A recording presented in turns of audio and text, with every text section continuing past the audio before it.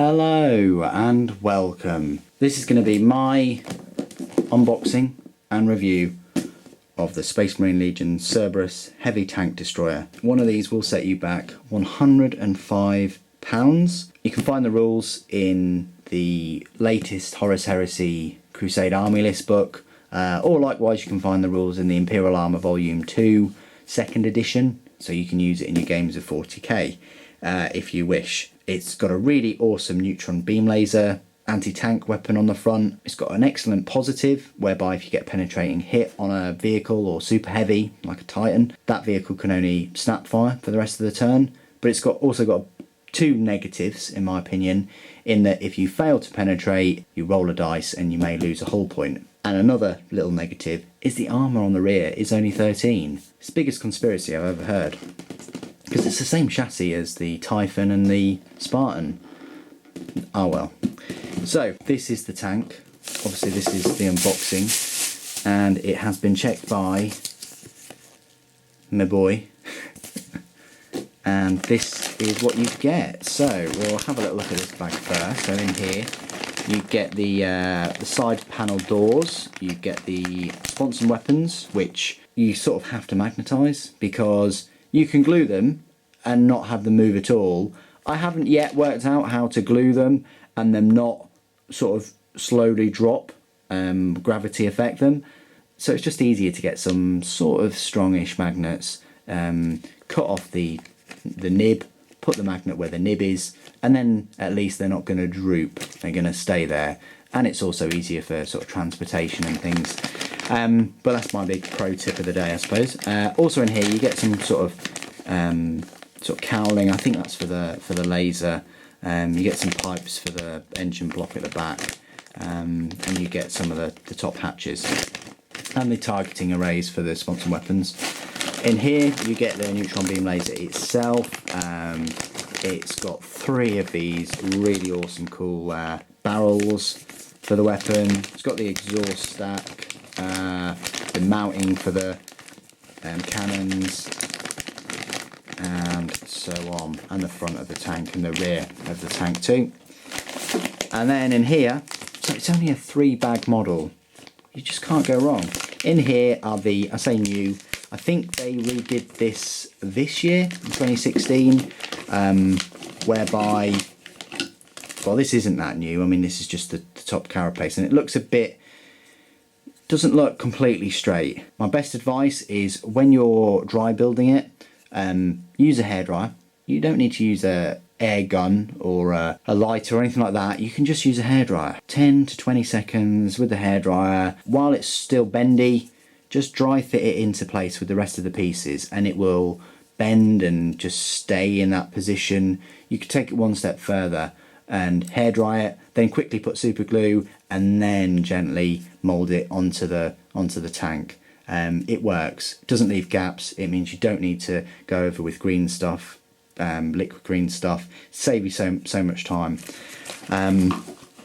You could also put it in boiling water, but then you have to boil a kettle. You have to find the hairdryer is just so much quicker and more efficient, in my opinion. This is the sort of belly of the tank. Quite straightforward. And then these are the new. I think they were sort of replaced this year. These are the new side panels where the tracks are included. Forge World, thank you so much. If you've seen my videos already, you'll have seen the Spartan and the Typhon videos. It's the same tracks. This has been such a godsend to have these tracks moulded onto the side of the vehicle. I can't tell you. This is the main reason why I got the 3 tanks, because I knew I'd probably have problems with the tracks like other people have, and it's just saved so much time and faffing about if they're already on there. I'd love it if it happened with the Baneblade, but part of the Baneblade sort of inner panelling tracks are plastic anyway, so they might not ever be able to do that, and the tank would cost so much more if they made the whole vehicle resin rather than use some plastic parts of their existing Baneblade kit. Anyway, I'll rattle on for so long. So this is the two sides of the tank. Really nice, lots of lovely detail. The trickiest bit of the whole tank, in my opinion, will literally just be sawing that off cleanly, carving it down with a knife, and then filing it so it sort of matches the rest. It would be cool if that was on the bottom and they had the mould sort of sideways where those three were sort of there, but there's obviously a reason why they do it on sort of like the edge, but much better that they do it there on the back of the tank rather than the front. Yeah, they're doing all they can at the moment, I think. So, and then here are your instructions. The worst instructions in the... No, seriously though, the Spartan had worse instructions than this. At least these parts are in a sort of slightly better resolution. The others were just absolutely terrible, but these are still pretty bad. It gives you all the parts for you to check. It points to all the parts in different stages with descriptions, but it doesn't give you like a step-by-step process. Nothing like the Mastodon instructions or the Warlord Titan or even the Leviathan Dreadnought. Their instruction booklets are becoming better and better. And I think this is purely based on the sort of CAD. They've been designing a lot of things on their CAD system, and they've just been dragging the the CAD files over and putting them in the instructions, which is excellent. I don't think they had that for this model, so they obviously just left with this, and that's all they can do. But don't let that put you off. It'll still be quite a straightforward, simple sort of tank to build, and that's what I'm going to do right now. So I'm going to put all these in soak overnight. Shouldn't take too long, and give you the rest of my review in part 2 coming up. And welcome to part 2. So here you have the completed Cerberus Heavy Tank Destroyer. It's a lovely model, lovely kit to build, to make. That's a little bit loose, but it is what it is. I've tried hair drying it and squeezing them together, so albeit from gluing it in one place, which I might do at some point. There's not much I can do about that, but never mind. Now, as I probably said at the start of the video, one of these will now cost you £109. There's actually been such a long time past from me getting this model, unboxing it, to making it, that there's been a price increase, but I thought I'd give you the up-to-date figures, and that's based on the 2017 brochure. It's the same cost as a Typhon, but I think it's a really nice, decent model because the tracks are part of the hull, as you saw from the unboxing. The neutron laser is just excellent. It's a super heavy tank, and it's got exactly the same chassis as the Spartan. So a lot of people might not necessarily think, oh, it's a super heavy, but super heavies are just that much better than, like I'd say a Spartan, but you know what I mean, than just a sort of regular main battle tank. In terms of rolling the damage on the table, they can't be glanced to death. They can fire all their different weapons at different things. Move penalties don't really affect them as much. They just survive so much more. I'm going to talk about the rules in a little bit for both 40k and 30k. Excellent. But I just thought I'd give you some close-ups and things of the model. Really enjoyed making it, and there'll be a few more on the channel if there hasn't been already of this similar type of tank. I might do a video on the top tank hunters or anti-tank vehicles in the universe, in the Warhammer 40k, 30k universe. I might do that, and I'll have them all there. So I didn't really have too many issues with this model. There's a little bit of a gap sort of like towards the back. You can see that quite heavily. I might go and put some green stuff in there.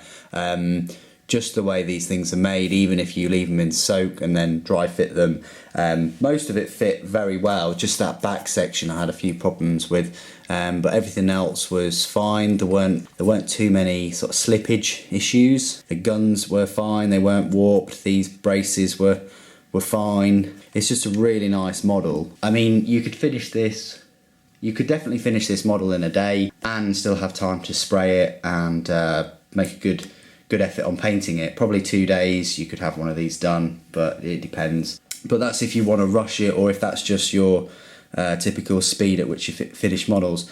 Let's have a look at some size comparisons. So this is the Cerberus. It's worth mentioning actually that I've magnetised these. They're quite strong magnets. I forget the pull, but they're not going to just come off at all, and it means you can position them and they'll stay very secure in that position. Likewise with this one. I might do something. I might just glue that in one position, because I don't like things where they're sort of, see what I mean? I might just glue that in one position. But there you go. Both the las cannons are magnetised. This one also with very strong magnets. I mean, you could magnetise the top hatch, you could put a pintle mounted weapon on there, but it's up to you. You could even have this gun sort of loose, because the brackets will sort of hold it, but I've kept it in this sort of position. It's not at a right angle, it's slightly raised. I didn't want it too far up like it was firing at a Titan or anything like that. So there you go, that is the Cerberus. I suppose I will do a size comparison next to the Typhon. They're exactly the same size. Obviously the Cerberus is a little bit longer just because of the barrels, but the Typhon I've got the main cannon at more of an elevation, because instead of a laser it is, sort of propelled shell, if that makes sense. Rocket propelled shell, I think, actually. And the backs are very similar. The tops, you've got all of this extra array to do with the power capacitor and things. And the armour, well, rules wise, there's less armour on the Cerberus, but I don't think that's because of the less armour. I just think that's because of the fragility of the capacitor in there. So there you go, that's sort of like size comparison. They're exactly the same size pretty much, same as the Spartan. It's exactly the same chassis. To me the Typhon just looks wider, but I think they are exactly the same. Let's just compare it to a Rhino, which most of you will probably be more familiar with. It absolutely dwarfs a Rhino. I'd even go as far as probably say it could possibly even mount a Rhino, maybe, but there you go. That's the sort of size comparison. It's tiny. The Rhino is tiny compared to the Cerberus. And then we've got a little Space Marine here, say little. He is about the size of a track width, and the gun is probably 2-3 times longer than him. So there you go, that's a little comparison, sideways comparison. Just compare it with a Sakaran. Sakaran's quite a sort of main battle tank, I'd say. Sakaran's a little bit higher just because of the turret on there, and widthwise the Cerberus is a bit wider, but you see just how high these tank treads go compared to the Sakaran. So it's a good comparison because this Sakaran is in no way a small tank, and it's a fast tank too. But there you go, that's the Sakaran. And then I'll show you it with the Land Raider. I'm just pulling out all the comparisons today. This is just a normal Crusader. It's an old pattern with the metal bolt guns. And yeah, it's just that much taller than a standard Land Raider. It's a little bit longer too. But there you go. So, and then one final comparison is just with another super heavy tank, another Lord of War, which is a Fellblade. Yeah, as you can see, the Fellblade just sort of dwarfs it. The dome is sort of a lot higher. The tracks are still higher on the Cerberus than the Fellblade, but the Fellblade just is that much longer, and obviously the cannons are probably two times longer, if that. But there you go. Just thought I'd make that comparison, and might help you sort of decide. But pretty much, if you've seen a Spartan or a Typhon, then the Cerberus is exactly the same size, I'd say.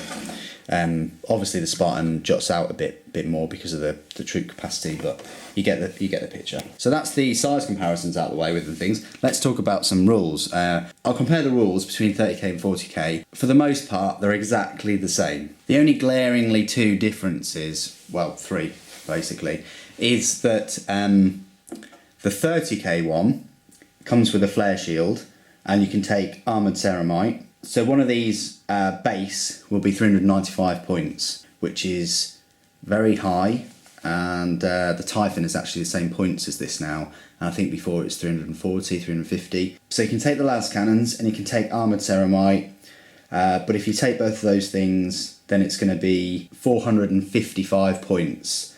If you take a pintle mounted heavy bolter, that's another 10, so that'd be 465 points for one model with the 6 hull points. With the 40k version, it is a lot cheaper. It's 40 points cheaper, it's 355.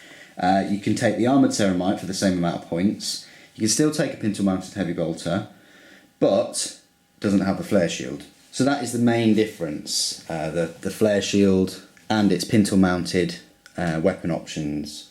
You can't take a combi weapon on the top with the 40k, you can't take a Havoc launcher on the top with the 40k, but it's still got the same armour, 14 all round except for 13 on the rear. It's still got the neutron laser battery, it's still got the shock pulse and the feedback special rules, still super heavy. And for just over 400 points, when you think of Land Raiders, 260 odd points or so, for just 140 odd points more than a Land Raider, something that's a super heavy, that has this incredible weapon that's a 72-inch range, is just very decent. But it's very specific. The laser battery is quite random too, in terms of its damage that it deals out. If it doesn't wound or penetrate, then it may harm the tank. You can have either one shot, or you could be lucky and have 3 shots with it. But you've got your las cannons too. So it's a bit of a random sort of weapon, but it's very specific tank, very specific vehicle to take out, very high toughness creatures like Mechanicum, like Tyranids, and high armoured targets too, such as other Space Marine armies. So it's very, very specific. I'd say it's more specific than either a Falchion super heavy tank, because at least the Falchion, its range is like 50 inches more. It's 120 inch range for the twin link volcano cannons, and they are a large sort of ordnance blast, the 5-inch one as well, and it's destroyer. So the Falchion is a bit more multi-purpose, and although the Falchion only has a 13 size and a 12 at the rear, it does have double the amount of hull points, and it already comes with the sponson mounted quad las cannons. So really, for the 70 odd points more for a Falchion to get double the hull points and the longer range and the blast weapons, that would probably be a better choice, sort of multi-purpose. This thing really is, if the other guy has got a super heavy, like a Falchion or a Fellblade or a Glaive, or if there's a Primarch or a very high value target, or a transport like a Mastodon or a Spartan with 10, 15 Terminators in it. Shouldn't really be going after the smaller tanks with this. It will absolutely obliterate them, but your primary focus, I would say, should be on Land Raiders, super heavy tanks, Titans even too, because that shock pulse rule where it can sort of disable its weapon systems, very handy. So again, this against a Falchion would be good in that regard, although the Falchion does now have that rule. For an upgrade, you can give it a neutron wave capacitor, which gives it the shock pulse feedback rules.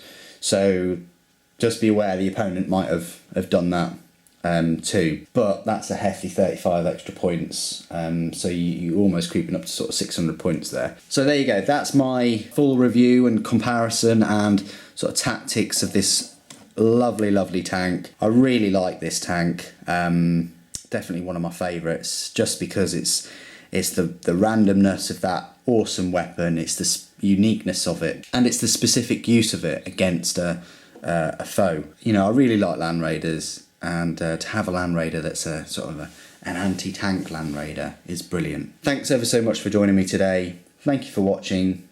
The Emperor Protects.